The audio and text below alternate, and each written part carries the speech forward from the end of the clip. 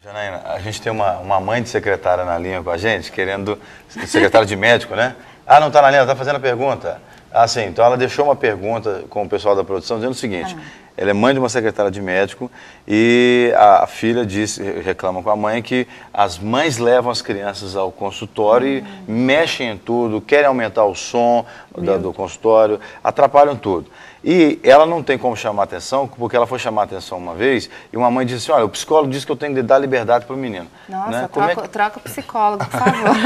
Ou então, cadê a disciplina, então gente? a pessoa distorceu o que o psicólogo falou, né? Pode ter distorcido, porque disciplina, gente, Não, é bíblico. É mais cômodo para ela entender do jeito que o psicólogo falou dessa maneira. Às vezes ela quis entender errado, porque a questão é da disciplina. Tem um ótimo sossega-leão para criança, que são esses joguinhos eletrônicos. Eu não vou em nenhuma consulta, que eu tenho que levar meu filho, principalmente mais novo, sem gibi, sem livrinho para desenhar, canetinha. Galinha pintadinha. Galinha pintadinha é ótimo. Comprimido. E você leva joguinhos. É o Rivotril das crianças. Leva, a gente está brincando, mas é sério. A gente já falou disso aqui. A criança, sem ter o que fazer, ela vai mexer nas coisas. É natural, é curiosidade. O meu caçula tem mania de ir no banheiro. Em qualquer lugar que ele vai, ele quer ir ao banheiro. Ele é amigo da Luciana. Eu vou apresentar ele para a Lu. Meu amiguinho. Podia ser o filhinho dela, porque ele ama um banheiro. Então, eu tenho que ficar de olho nele, para ele não provocar nenhum estrago. Apesar dele ser muito comportado, eu fico de olho. Porque ele é uma criança, ele tem curiosidade de mexer, ele nota se tem alguma coisa quebrada, ele fica observando. Então, você tem que estar atento ao seu filho. Isso é muito importante, essa dúvida dela. E o que eu sugiro que a secretária faça, né, a mãe que está nos ouvindo? Que ela comente isso com o médico e sugira colocar algumas diversões para a criança. Ou levar gibi, deixar ali na recepção gibizinho. Jogos pedagógicos. E aí, quando a criança começar a fazer barulho... Ou então vidrinho de álcool em gel, porque as crianças gostam muito de álcool em gel, né? Então, manter um estoque de álcool em gel ali e deixa a criança lá. As ideias do gel também. Não, mas é a experiência própria. A minha menina de 3 anos de idade, a Esther, quando vai ao médico, você quer que a Esther fique quieta, bota ela debaixo daquele vidrinho em gel e ela vai, aperta. Deixa ela brincar de álcool em gel. Aperta. Esteriliza tudo. Então, o interessante é isso, ela talvez sugerir para sua filha, né, sugerir para o médico ter alguns joguinhos pedagógicos. A criança começou a fazer arte, ela pode falar: querida, vamos jogar isso aqui, leva o joguinho e distrai a criança. Já que a mãe não tem um bom senso, não teve esse bom senso, o que deveria ser é isso. Né? Se ela não está fazendo o papel dela, tente você se encaixar ali na situação, para causar menos dano. Telefone celular, você já disse, nem por nada nesse mundo, né? A pior coisa é você estar no consultório médico, às vezes você está até lendo o livro, pega alguém do lado e atende e dá um berro: alô. Você imagina: alô! Você dá um pulo e você sabe a vida toda da pessoa. O que também não é legal é a pessoa ficar falando da vida dela com a outra pessoa. Por exemplo, em ônibus a gente fala até disso, e também no consultório acontece muito, né, Janaína? De você chegar, então a pessoa está discutindo relação ou conversando sobre o fulano de tal que nem lá está. Então você está no consultório médico, você sabe da vida inteirinha da pessoa, você sai contando a vida inteirinha da pessoa. Isso é terrível também, né? Já aconteceu situações assim, de eu estar na sala de espera e a pessoa começar a discutir. Eu pensei: gente, eu não queria estar aqui. E aí você começa a querer entrar e apaziguar e não pode. E você fica... Dá até opinião já, pelo amor de Deus. Gente, deixa eu resolver isso aqui, eu vou fazer o seguinte. Então, por favor, não discuta a relação, não brigue com o filho, com o marido. Roupa suja se lava em casa, não no consultório. E em qualquer outro lugar. Ainda que seja no consultório do psiquiatra. Só se for terapia para casal, gente. Exato. Aí você lava lá. É isso aí. Tem um Twitter aqui da Sônia do Carmo, que ela colocou assim: bom dia, meus irmãos, eu concordo com o pastor Jean, é terrível o reclamão que faz barraco.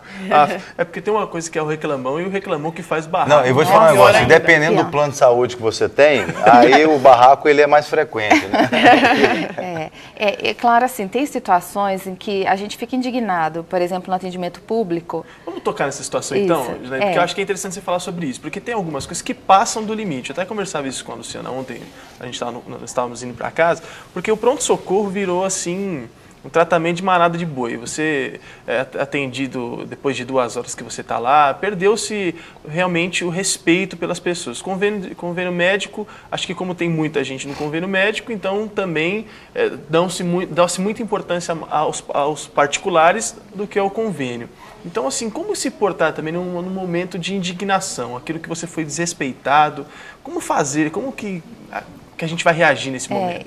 A questão médica, ela é uma prestação de serviço, né? Só que é um serviço muito mais delicado, porque está lidando com a vida humana. Infelizmente, nem todos os médicos têm essa consciência, existem bons e maus profissionais em todas as áreas, e na medicina é assim também. Então, tem casos gritantes de desrespeito ao cidadão, principalmente na rede pública. Na privada tem, mas na pública a coisa é gritante. Você vê no noticiário todo dia, pessoas que desmaiam em fila de espera, pessoas que perdem neném. São casos e casos assim, inúmeros. Eu acho que num caso desses, quando envolve a vida da pessoa, você está com uma pessoa ali num estado grave, ninguém atende, e a coisa toma uma proporção tão grande, você tem que exercer o seu direito de cidadão. Isso não quer dizer fazer barraco, mas ir atrás das pessoas responsáveis, se manifestar não é sempre aceitar, às vezes levar isso ao pé da letra, eu tenho que sofrer o dano, eu tenho que aguentar isso aqui. Não, mas você é um cidadão e tem direitos como cidadão. Fazer valer o seu direito. Eu tenho direito à saúde, eu preciso de um atendimento. Por isso que muita gente ama a imprensa, porque a indignação é tamanha que a pessoa acaba se revoltando. Na rede privada, esses casos são menores, mas existem também. Porque os planos de saúde, como eu acabei de falar, eles estão super lotados e os médicos ganhando poucos médicos querendo atender por plano de saúde. Então, é um círculo. E a prestação de serviço também piorou, né? Piorou. Você tem hoje virou um mercado, né? Muito menos vocação e mais mercado, mais ganha-pão do que vocação. Então, você tem maus profissionais que te tratam com desleixo. Eu já fui esquecida dentro do centro cirúrgico. Sério? Dentro do centro cirúrgico, eu tive que recorrer à justiça, mas eu não queria ter nenhum benefício financeiro com isso, então eu pedi na ação que o dinheiro fosse revertido para uma instituição. Mas eu fui esquecida num centro cirúrgico para retirada de uma vesícula, o médico simplesmente não apareceu. E eu fiquei quase 24 horas em jejum absoluto, porque era sem água e sem comida do dia anterior, como ele foi atrasando, enfim, quando já estava quase fechando 24 horas, conseguiram localizar o médico. Meu Deus. Então, assim, isso acontece. Mas o que eu fiz? É bom pegar esse exemplo, porque isso deixaria qualquer um indignado. Eu já estava na maca, vestida, e fiquei, assim, quase 5 horas deitada, esperando o médico, dentro do centro cirúrgico. Eu levantei e saí andando pelo hospital com a minha roupinha de paciente aberta. E a enfermeira tentou mandar eu esperar. Eu falei, não, eu não posso mais esperar. Mas a gente achou o médico, ele estava vindo para cá. Eu falei assim, falei para a enfermeira, você faria cirurgia com esse médico que esqueceu do paciente? Não, não faria, eu também não. Eu vou embora. E eu fui embora. E depois eu fui atrás dos meus direitos como cidadã. Mas ali eu não fiz escândalo, eu fui embora porque eu me senti indignada. Então, eu acho que isso acontece. Se você está numa rede privada e você não foi atendido, vá atrás do seu direito, busque outro profissional. Como eu fiz, eu acabei fazendo a cirurgia que eu precisava fazer com outro médico. Dessa vez não foi esquecida. Eu não fui esquecida. Nós temos, operada, graças a Deus. Nós temos aqui agora uma participação, a Rafaela de Venda Nova, acho que ela tem um testemunho dentro de uma situação no consultório, né? Okay. Rafaela, seja bem-vinda. Obrigada. Bom dia, paz do Senhor. Fique à vontade. Bom dia, paz do Senhor. Rapidinho. Eu fui indicada por uma amiga minha, precisava de uma consulta ginecológica. E fui no consultório. Chegando lá, a secretária era a mãe da médica. E assim, era extremamente grossa, sem educação. E a médica era maravilhosa. Então, eu desisti da consulta e fui embora. Por causa da secretária? Porque eu fui muito maltratada. Rafaela, né? Rafaela, eu entendo bem sua situação e é lamentável que a filha, né, que é no caso a médica, não perceba a conduta da mãe. E por que ela não percebe? Porque nenhum paciente tem coragem de contar para ela. Porque é a mãe dela. Porque é a mãe dela. Então, o ideal era assim, era a sua primeira consulta, mas se você gostou da médica, que você voltasse lá, num retorno e comentasse, olha, eu queria ser muito franca, ou mesmo se você já tivesse desistido da consulta, olha, eu gostei muito da sua consulta, mas eu queria ser muito franca com você. Eu Sua mãe é chata pra caramba. Não tão franca. Não tão franca. Olha, eu não fui bem atendida na recepção. Eu acho que até a secretária é sua mãe, pelo que eu sei, mas eu queria expor isso porque você pode estar perdendo alguns pacientes. Você estaria fazendo um favor a ela. Porque às vezes essa informação não chega para o médico. Então, se a secretária é ruim ou atende mal, você com delicadeza tem que expor isso para o médico. Olha, eu gostei muito aqui da sua consulta, o senhor é um ótimo médico, mas eu tive um probleminha com a sua secretária, porque eu achei que ela fez isso e aquilo. Isso não é fazer fofoca, isso é uma informação que ele precisa ter para poder atender bem. Não, e se você, para ficar mais à vontade, fala com a própria secretária, olha, eu vou reclamar da senhora, que a senhora atende mal mesmo. Não é porque só pagou a faculdade da moça, só tem direito de me tratar desse jeito assim, né? Bom, Rafael, o Jean já é curto e grosso, viu? O Jean, ele faz outra linha, eu não dou né? volta. Outra linha. Já deu pra perceber que eu não dou volta, eu não sou assim como a Janaína, toda polida, né? Pra poder... Mas bem, Rafaela, eu acho também que essa médica...